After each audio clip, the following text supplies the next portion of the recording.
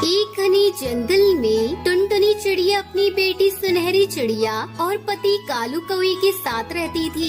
सुनहरी की शादी होने वाली थी। पूरा परिवार बहुत ही खुश था। इस बार अपनी खेत में बहुत ही अच्छी अंडे की फसल हुई है। इस बार अंडे बेचकर अच्छी खासी रकम आ जाएगी। फिर हम अपनी बेटिया की शादी धूमधाम से करेंगे। इस तरह कई दिन बीत जाते हैं। एक दिन अचानक शहर के जंगलों में पानी भर जाता है। चारों तरफ अफरा तफरी मच जाती है। सुनो सुनो, सारे जंगल के पक्षियों ध्यान से सुनो। जंगल में बाढ़ का पानी भर रहा है। आप सभी को ये हिदायत दी जाती है कि आप सब समय रहते जंगल से बाहर निकल आए। पानी धीरे धीरे बढ़ता जा रहा है। जो कोई भी पक्षी इस बाढ़ में अपनी मनमानी करेगा वो अपनी जान से हाथ धो बैठेगा। सरकार का निर्देश है, जल्दी से आप सभी इस इलाके को खाली कर दें।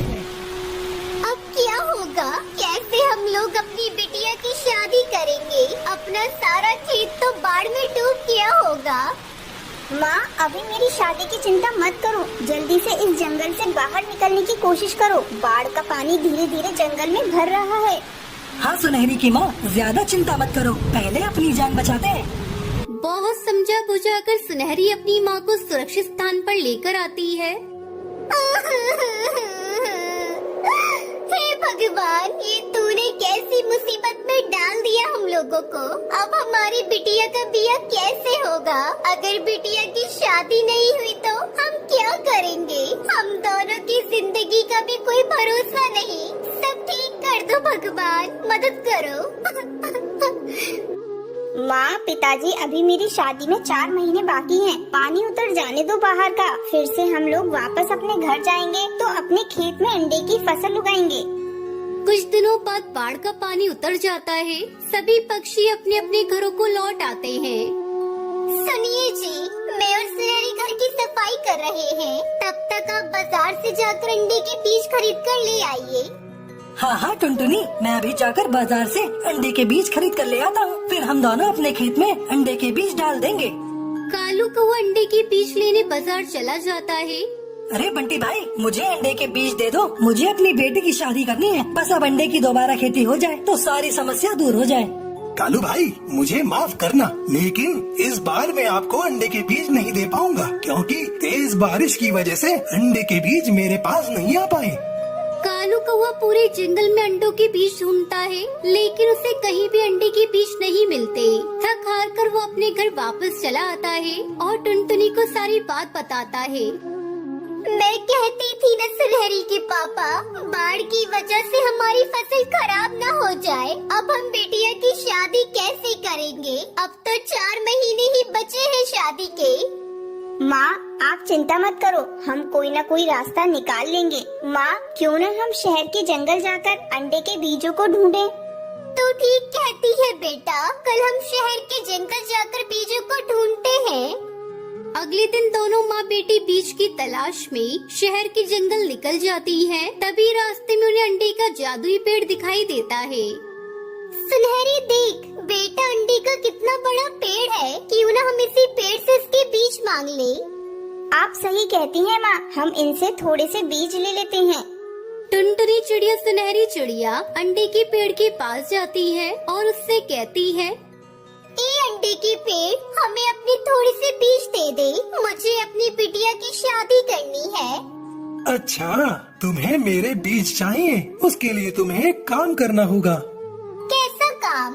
तुम्हें मेरी डाल पर लटके सारे अंडों को तोड़ना होगा। अगर तुम ये कर सकती हो तो बीज ले लेना। मुझे माफ करना अंडे के पेड़, अगर मैंने अपने फायदे के लिए सारे अंडे तोड़ दिए तो भगवान मुझे कभी माफ नहीं करेंगे। मैं आपके अंडे नहीं तोड़ सकती हूँ। मुझे पता था कि तू एक ईमानदार चिड़िया है। अपने फायदे के लिए किसी को नुकसान नहीं पहुंचा सकती। मैं तेरी इस बात से बहुत खुश हुआ हूँ। ये ले अंडे के कई सारे बीज। अब तेरी खेती कभी खराब नहीं होगी और तू इन बीजों से अच्छे अंडे बाजार में बेच सकती है। टुनटुनी चिड़िया सुनहरी दोनों बहुत खुश होती है और बीज लेकर अपने घर वापस आती है। उनके खेत की मिट्टी काफी उपजाऊ हो गई थी, जिसके चलते उनके अंडे की फसल बहुत अच्छी होती है। ये देखो टुनटुनी, अंडे बेचकर कितने सारे पैसे मिले हैं। इसे ले जाकर बाजार जाओ और हमारी बिटिया के लिए दहेज का सामान खरीद लाओ। मैं अपनी बिटिया की शादी में कोई भी कमी नहीं होने दूंगा। बहुत समय पहले कश्मीर के जंगल में टुनटुनी चिड़िया अपनी 2 बेटियों के साथ रहती थी। वो साहूकार के घर में काम करके अपनी बेटियों का पेट पालती थी। जंगल में बारिश का मौसम शुरू हो चुका था। सभी पक्षी अपने अपने घरों में आराम से रह रहे थे, पर गरीब टुनटुनी चिड़िया किसी तरह अपने टूटे फूटे घर में गुजारा कर रही थी। अचानक एक दिन उसकी बेटी पिंकी बीमार पड़ जाती है। उसकी दवा लाने के लिए टुनटुनी के पास पैसे नहीं थे। वो साहूकार से कहती है, मालिक, मेरी बेटी बीमार है, उसे ठंड लग गई है। मुझे कुछ पैसे दे देते तो मैं अपनी बेटी का इलाज करवा लेती। देख टुनटुनी, मैं तुझे काम के बदले पैसे देता हूँ। तेरी बेटी बीमार है, इसमें मैं क्या कर सकता हूँ। तेरे जैसे और कई नौकर मेरे घर पर काम करते हैं। सभी को अगर मैं पैसे देने लगा तो मैं भी कंगाल हो जाऊंगा। मैं तुझे फालतू पैसे नहीं दे सकता। मालिक, ऐसा मत कहिए। पिछले साल इसी तूफानी बारिश की वजह से मेरा पति मर गया, लेकिन अब मैं अपनी बेटी को मरता नहीं देख सकती। मुझ पर दया करिए। तो ठीक है, अगर तुझे पैसे चाहिए तो तू अपना घर मेरे नाम कर दे और पैसे ले जा। मालिक, अगर मैं अपना घर आपको दे दूंगी तो मैं अपनी बेटियों को लेकर इस ठंड में कहाँ जाऊंगी? तो फिर मैं तुझे पैसे नहीं दे सकता। तू कहीं और जाकर पैसे मांग। ठीक है मालिक, मैं अपना घर आपके नाम कर देती हूँ। मेरी बेटी की जान मेरे लिए घर से ज्यादा कीमती है। टुनटुनी अपना घर साहूकार के नाम करके उससे पैसे ले लेती है और अपनी बेटी पिंकी का इलाज करवाती है। 2 दिन बाद ही साहूकार टुनटुनी के घर पर कब्जा कर लेता है। माँ, इस बारिश में हम कहाँ रहेंगे? वैसे भी पिंकी अभी तक पूरी तरह से ठीक नहीं हुई है। तुमने अपना घर बेचकर ठीक नहीं किया माँ। क्या करती? अपना घर बेचने की सिवा मेरे पास और कोई दूसरा रास्ता नहीं था। माँ देखो ना, पिंकी ठंड से कपकपा रही है। जल्दी चलो। हे भगवान, हमें इस मुसीबत से जल्दी निकाल। कोई तो आसरा दे हमें। बस बेटा, थोड़ा हौसला रख, हमें अभी कोई रहने का ठिकाना मिल जाएगा। टुनटुनी अपनी बेटी पिंकी और भूरी के साथ नए घर की तलाश करने लगती है। अचानक भूरी को नारियल का ढेर दिखता है। माँ, वो वहाँ नारियल का ढेर पड़ा है। हम नारियल से अपना घर बनाते हैं। हाँ बेटा, यही ठीक रहेगा।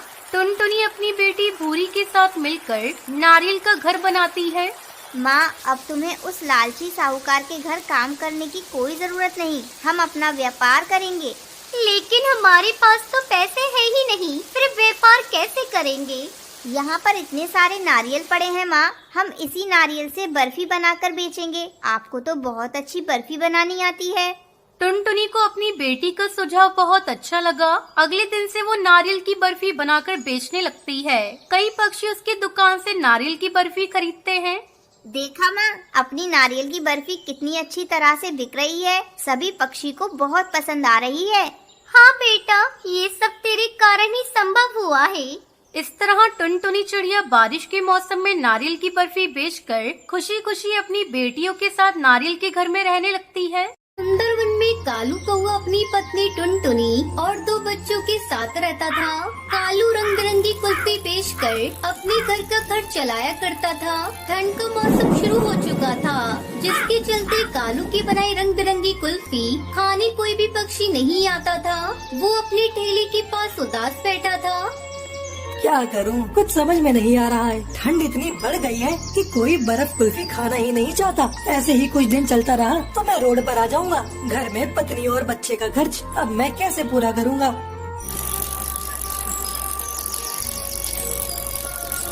शाम में कालू थका हारा घर लौटा। आज भी उसकी कुछ भी कमाई नहीं हुई थी। क्यों जी, आप इतनी थकी हारी और परेशान दिख रही हैं। लगता है आज भी बिक्री नहीं हुई है। अगर ऐसा ही चलता रहा तो बच्चों की पढ़ाई छूट जाएगी। अपने ऊपर थोड़े बहुत जो कर्ज है वो भी हम चुका नहीं पाएंगे। यही तो मैं भी सोच रहा हूँ टुनटुनी, इस ठंड में कोई बर्फ कुल्फी खाना ही नहीं चाहता।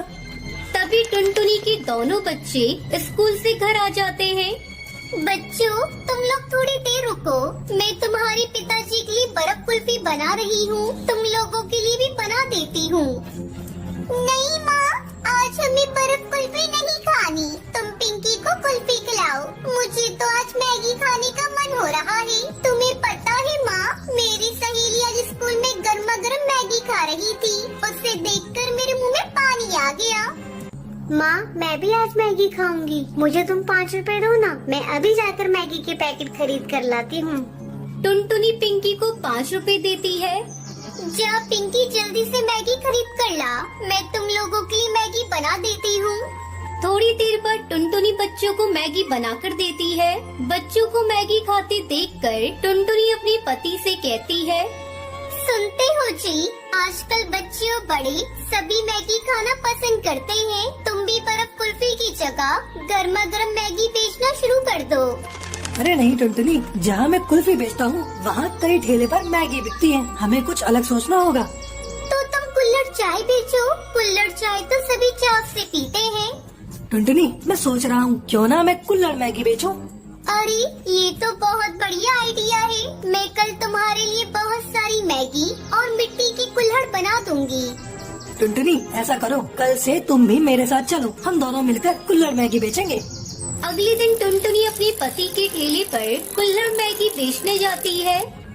आइए आइए, गर्मा गर्म कुल्हड़ मैगी खाइए। मुंबई की मशहूर कुल्हड़ मैगी आपके जंगल में पहली बार बिकने के लिए आई है। टुनटुनी की आवाज सुनकर कुछ पक्षी टुनटुनी के ठेले पर आते हैं। अरे बहन, मैंने तो पहली बार कुल्हड़ मैगी का नाम सुना है। जरा मुझे और मेरी दोस्त को कुल्हड़ मैगी खिलाइए।